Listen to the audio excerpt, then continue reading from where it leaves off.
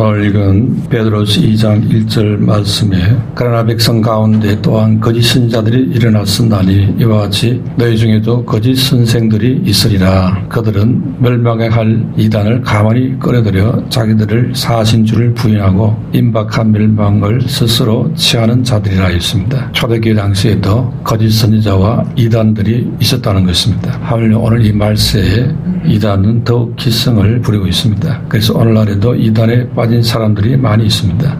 이단은 이미 많은 사람들에 의해서 경계가 되어 있지만은 거짓 선지자들은 경계가 되어 있지 않기 때문에 더욱 위험한 대상들이라 아니할 수 없습니다. 이들은 하나같이 복음에 이탈되어 있습니다. 유사한 복음을 만들어서 성도들을 유혹하고 있습니다. 이단들은 에덴에서 아담 하와를 실족시켰던 마귀인 뱀과 같은 역사를 하는 자들입니다. 즉 속이는 자들이고 거짓말쟁이라는 것입니다. 사단이 그런 특징을 갖고 있고 이단도 그런 특징을 갖고 있습니다. 악한 이단은 곧 사단의 일이라는 것입니다. 사단은 세상 주관자가 되어서 아담을 타락시켜 죄에 빠지게 만들었습니다. 그래서 인류를 파멸시켰던 것이죠. 이단은 오늘날 많은 사람들을 지옥으로 끌고 가고 있습니다. 그래서 오늘 이 시대에 사망과 악의 축이 되어 있는 자들입니다. 그러므로 이단은 마귀처럼 경계해야 되는 대상입니다. 베드로서 1장 20절에 먼저 할 것은 성경의 모든 예언은 사사로이 풀 것이 아니니 했습니다. 개인의 사익을 위해서 사람의 생각과 지혜로 풀지 말아야 한다는 것입니다. 이단의 특징이 예수 그리스도가 구원의 주 되심을 부인하는 특징이 있습니다. 또 육신의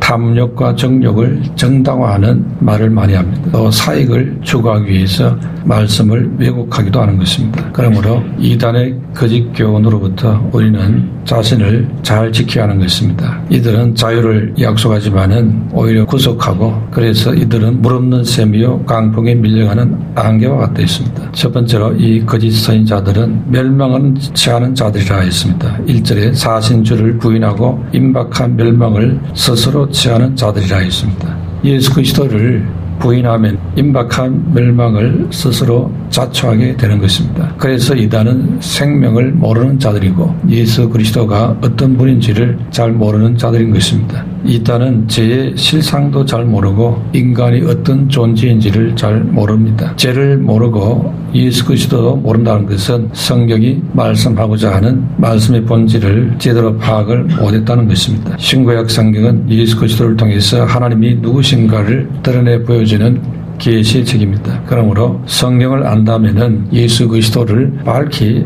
알아야 하는 것입니다. 구약은 다양한 인물이나 사건이나 제도나 율법을 통해서 하나님과 그리스도를 드러내는 말씀입니다. 그런데 성경을 갖고 있으면서도 그리스도를 부인한다면은 진리를 안다고 할 수가 없는 것입니다. 하나님이 미워하시는 죄는 하나님의 뜻을 거부하고 자기 자신의 욕망을 따라서 자기가 주인되어 사는 겁니다. 모든 것을 다 자기 방식으로 해석을 하고 살아가는 자들입니다. 십자가는 우리 인간이 갖고 있는 죄가 얼마나 흉악하고 무서운가를 잘 보여주는 사건입니다. 또 십자가는 하나님께 뿌려지는 죽음의 심판을 처절하게 보여주었습니다. 또 십자가는 죄 용서 없이는 결코 생명도 없고 희망도 없다는 것을 보여준 사건입니다. 그래서 십자가는 죄의 심각성을 드러내 주었던 것입니다. 죄 용서는 사람이 노력한다고 되는 것이 아닙니다. 그러니까 사람은 의를 만들어낼 수 없기 때문입니다. 오직 죄 용서는 예수 그리스도의 십자가의 희생의 피만이 가능한 것입니다. 그것이 예수 그리스도의 부활을 통해서 증명이 되었습니다. 예수님은 하나님이 기뻐하시고 만족하시는 의로움이었던 것입니다. 그래서 우리 인간의 모든 죄가 그리스도 안에서 해결이 되었습니다. 그래서 예수님은 하나님이 기뻐하시고 만족하시는 분이시라는 증거로 죽음을 이기고 부활하신 것입니다. 그래서 우리에게 용서가 되시고 생명이 되시는 분이신 것입니다. 이런 예수님을 알고 만나게 되면은 예수님이 가장 귀한 보배 같은 분임을 깨닫게 되는 것입니다. 그래서 예수님의 가치관을 갖게 되고 예수님을 사랑하는 사람이 되는 것입니다. 그런데 이런 예수님을 부인한다고 한다면은 그것은 진리의 기본도 모르는 자들인 것이죠. 이단들이 그러하다는 것입니다. 거짓 선지자는 말씀과 예수님에 대해서 잘 모르는 자들입니다. 이단이 그러한 부류에 속하는 것입니다. 이단은 교회 안에 그럴듯한 것으로 파고 들어와서 참과 거짓을 분별하기 힘들도록 만들어 놨습니다. 이들이 예수님을 모른다는 것은 성경을 제대로 알지 못한다는 말이 되는 것입니다. 성경을 모른다는 것은 결국은 성령이 없다는 것입니다. 성령이 없으니 진리에 이를 수가 없는 것입니다. 성령의 역사는 말씀을 통해서 마침내 십자가의 비밀을 깨달아 알게 해주십니다. 이렇게 되면 예수님을 제대로 알게 되어지고 그리고 하나님과 하나 되는 은혜에 들어가게 되는 것입니다. 그런데 성령이 없는 자는 이미 하나님께 속한 자가 아닌 것입니다. 이들은 마귀에 속한 자가 되죠. 그래서 이들은 말씀을 방해하는 입장에 서게 되는 것입니다. 요한복음 8장 47절에 하나님께 속한 자는 하나님의 말씀을 듣나니 너희가 듣지 아니하면 하나님께 속하지 아니한 이었음이로다 했습니다. 하나님께 속하지 않으면은 하나님의 말씀을 듣지 않는다 했습니다. 하나님의 말씀을 듣지 않는 이유는 그들에게 성령이 없기 때문에 그렇습니다. 결국 망하는 자들에게는 이 진리의 복음이 가려져 있습니다.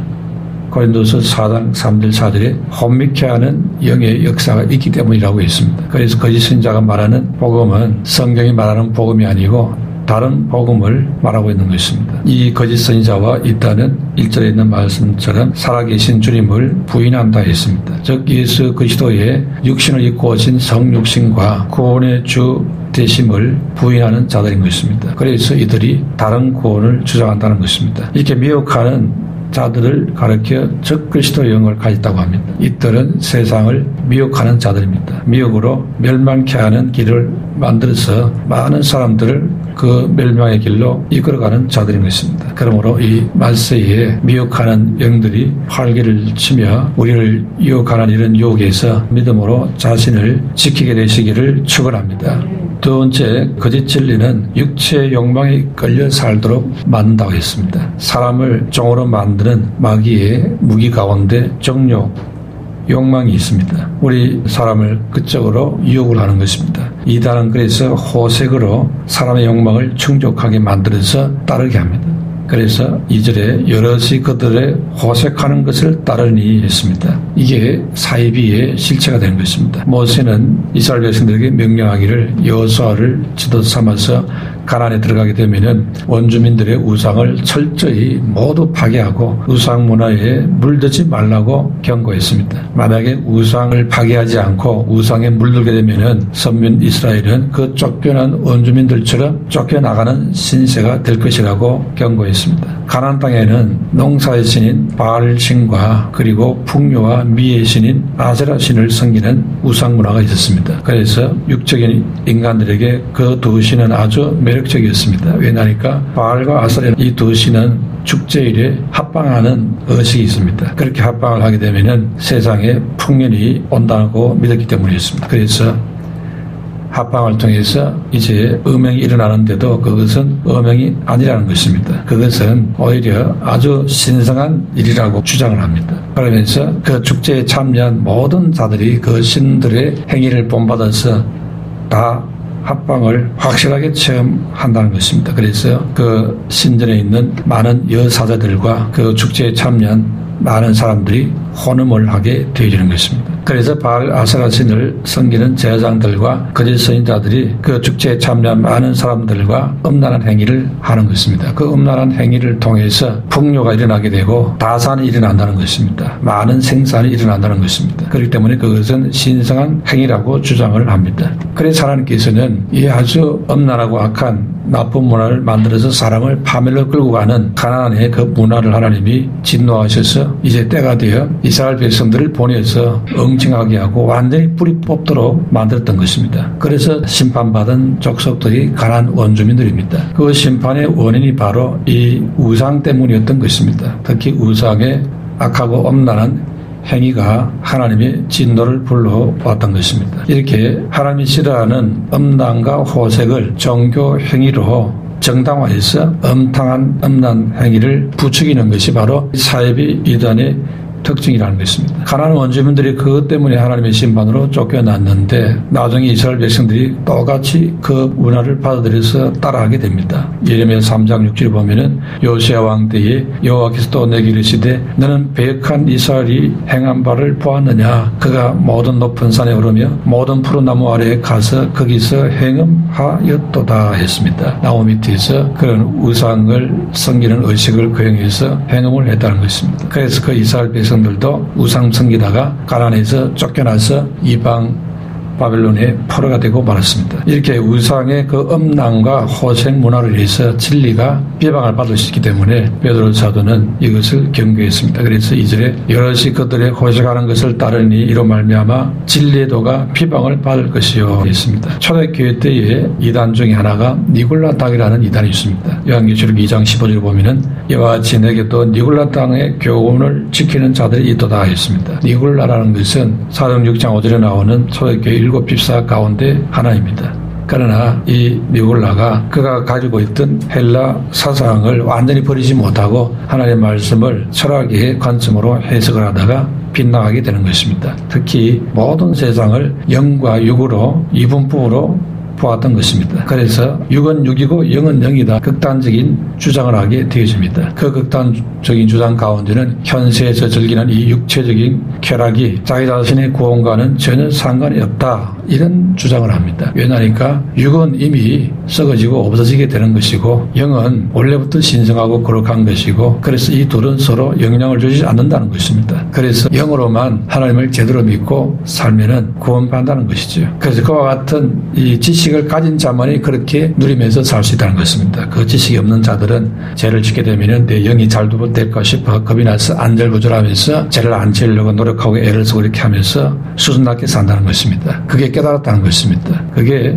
헬라의 철학 사상에 나온 그런 사고방식입니다. 하나님 말씀을 인간적인 철학의 영향을 받아서 그 눈으로 해석을 하니 아주 황당한 해석을 하게 된 것입니다. 그렇기 때문에 우리 하나님 말씀을 해석을 할 때에 세상에 갖고 있는 사상이나 관점이나 지식이나 이런 걸 가지고 성경을 해석하는 것은 아주 위험한 것입니다. 세상에서 무슨 말을 하더라도 어떤 사상이 유행한다 하더라도 거기에 휘둘려서는 안 되는 것입니다. 영주주의 사상에 영향을 받은 이 니골라는 이 세상에서 육신은 어차피 썩어 없어질 것이다. 그렇기 때문에 죄가 많고 죄가 적다. 그거 따질 이유가 없다. 결국 다 똑같아진다. 육신에 있는 동안에 육신의 쾌락을 실컷 누려도 괜찮다. 그게 영혼 구원과는 하등의 상관이 없다. 이렇게 엄난한 쾌락주의 문화가 초대교회 성도들에게 깊숙이 파고들었다는 걸 알 수 있습니다. 이렇게 호색하는 니골라 당이 많은 성도들을 유혹을 했던 것입니다. 그래서 사도 요한이 요한계시록에서 니골라 당의 유혹을 당하고 있는 버가모 교회 성도들에게 회개하라 책망하면서 성령의 경고의 말씀을 전달했던 것입니다. 성도는 교회에 덕을 끼쳐야 됩니다. 그래야 복음이 온 세상에 전파될 수 있습니다. 그런데 교회 안에 음란과 호색이 난무하고 있다. 어떻게 되겠습니까? 복음은 막힐 수밖에 없겠지요. 세상 사람들로부터 외면을 받을 수밖에 없습니다. 비난의 대상이 될 수밖에 없습니다. 결국 교회는 사라질 수도 있습니다. 예수님도 마태복음 5장 13절에 너희는 세상의 소금이니 소금이 만일 그 맛을 잃으면 무엇으로 짜게 하리요? 후에는 아무 쓸데없어 다만 밖에 버려서 사람에게 밟힐 뿐이니라 했습니다. 이러니 성도가 거룩하지 않으면은 세상 사람들의 손가락질 받고 버려져 밟히는 신세가 되어버리는 것입니다. 그런데 성령이 오시면은 육체의 소욕은 우리 안에서 제어된다 했습니다. 그렇다고 해서 육체의 소욕이 완전히 없어지는 것은 아닙니다. 우리가 예수 믿고 성령 받으면은 육체의 소욕보다도 더 강력한 성령의 힘으로 우리를 이끌어 가시는 것입니다. 이런 사람이 성령 충만한 사람이라고 합니다. 그리고 이들은 육체 욕망에 이끌려서 살아가는 자기 자신과 날마다 속사람과 싸움을 합니다. 영적 투쟁을 하는 것입니다. 그래서 결국 성령의 역사에 순응하는 삶을 살아온 사람으로 바뀌어지는 것입니다. 그렇게 되어졌을 때에 나는 날마다 죽노라 하는 바울의 말처럼 날마다 자신의 그런 육의 사람을 죽이는 것입니다. 죽으시도록 주님이 도우십니다. 죽게 되어지는 것이지요. 그게 구원받은 사람이고 그게 진짜 믿는 사람입니다. 나는 아무리 죽어지려고 해도 안 죽어지던데요. 당분 그럴 수 있겠지요. 그러나 그걸 하나님 앞에 계속 기도하고 있으면은 하나님이 도와주십니다. 그런데 그걸 전혀 자신이 원하지 않고 또 힘쓰지도 않고 사모하지도 않고 의도적으로 육신의 길, 타락의 길로 가는 사람이 있습니다. 그런 사람은 혹시 내가 버림이 된 자가 아닌가 두려워해야 됩니다. 정말 하나님께 선택받고 구원받은 사람에는 하나님은 그 사람을 연단을 시켜서라도 변화시켜서 통과를 시킵니다. 거룩한 사람에게 만들어 가시는 것입니다. 그래서 하나님 나를 구원시키시고 나를 천국 문으로 반드시 들어가도록 이끌어주시고 인도해 주시옵소서 이런 기도를 해야 됩니다. 잘못 배우면은 그냥 한 번 믿으면 영원한 구원 이런 구원파와 같은 비슷한 사상을 갖고 그렇게 신앙생활을 하게 됩니다. 믿는 것하고 행위하고 이 둘을 분리시키는 이런 실수를 범할 수 있습니다. 분명히 사도 바울이 경고하기를 자기 자신이 거룩해지지 않고 자꾸 불신앙으로 치닫고 있을 때에 내가 과연 구원받은 사람인지 자신을 분별하라고 확정을 하라고 경고를 했습니다. 그런데 로마서를 보니까 믿음으로 구원받으니까 믿으면 된다고 이렇게 자꾸 말하고 있으니까 나는 믿는 게 확실하니까 나는 구원받았다고 이렇게 자기가 유리한 말씀은 굳게 붙잡고 외우고 있고 불리한 말씀 그거는 외면을 하고 있고 이 균형을 잃은 것이지요. 그러면은 자기 인생이 파산을 합니다. 하나님의 말씀은 균형을 잡아야 됩니다. 그렇기 때문에 나에게 좀 부담이 되는 그런 말씀도 정면으로 받아야 하는 것입니다. 세 번째, 거짓 선지자와 이단은 지어낸 말을 하는 자라 했습니다. 3절에 그들이 탐심으로 지어내는 말을 가지고 너희로 이득을 삼으니 했습니다. 거짓 선지자와 이단은 하나님의 말씀으로 포장을 해서 자신의 이득을 취한다는 것입니다. 기본적으로 하나님의 말씀의 뜻은 성령의 도우심으로 해석을 하고 세상에 전해야 그것이 참 진리가 됩니다. 그렇지 않으면 그것은 거짓 선지자의 가르침이 되는 것입니다. 교회는 그리스도의 피에 의해서 태어난 하늘에 속한 거룩한 물입니다. 그렇기 때문에 예수 그리스도의 피의 가치가 깃들어 있는 하늘의 양식을 섭취해야 하는 것입니다. 즉 십자가에 도가 있는 말씀을 받아야 하는 것입니다. 교회는 그리스도의 몸에 속한 지체가 됩니다. 그렇기 때문에 성령에 의해서 다스림을 받는 성령의 전입니다. 성령의 전이기 때문에 여기에는 성령의 역사가 있고 또 여기에는 거룩함이 있어야 하는 것입니다. 구별됨이 있어야 하는 것입니다. 그래서 교회는 성령에 가르치고 제시하시는 그 말씀을 양식으로 삼아야 하는 것입니다. 그게 바로 생명의 양식이 되는 것입니다. 성령의 감동으로 가르치는 말씀을 받지 않고 그냥 인간의 지식이나 세상의 어떤 사상의 가르침에 의해서 조명을 받아서 나오는 말씀을 주의 말씀으로 받으면은